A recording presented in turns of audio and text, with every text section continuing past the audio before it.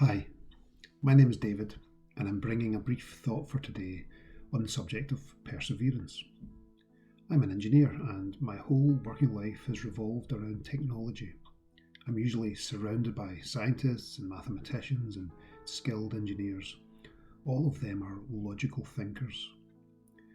There's a quote that says, "The definition of insanity is doing the same thing over and over again, but expecting different results."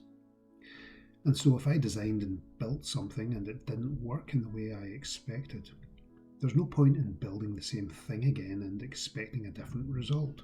I need to redesign it. But I reckon there are occasions when logical thinking can actually be a barrier to perseverance. I'm not saying logic and science and engineering and God are all incompatible. That's a whole other conversation. But what I am saying is that we shouldn't imagine for a minute that maths or science or engineering would allow us to fully define God, or indeed everything that God has created. Over the last year, I've been reading a bit on how to devote more time to the important tasks in life.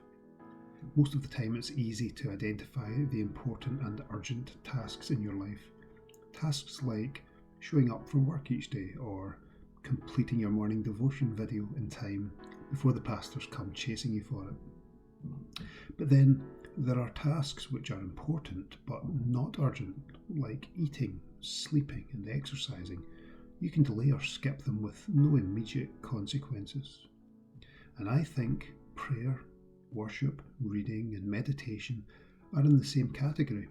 You can delay or skip them with no immediate consequences. But as an example, if you chose to be persistent with your eating, sleeping and exercising, and you do this consistently over a long enough period of time, you would improve your health, and you might even be on course to becoming a top athlete. And so, like praying every day or reading the same verses of scripture more than once and learning something different each time, or slowly building faith and peace by meditating every day, the benefits can take months or years to show, but there will be a benefit.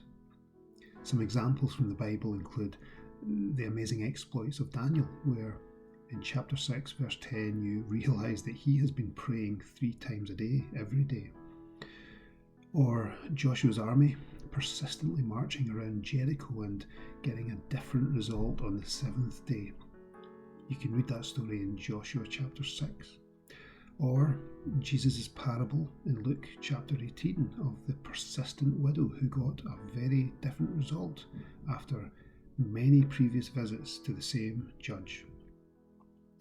And so I'm realising that there are some things in life which you should do over and over, and where you should most definitely expect different results each time.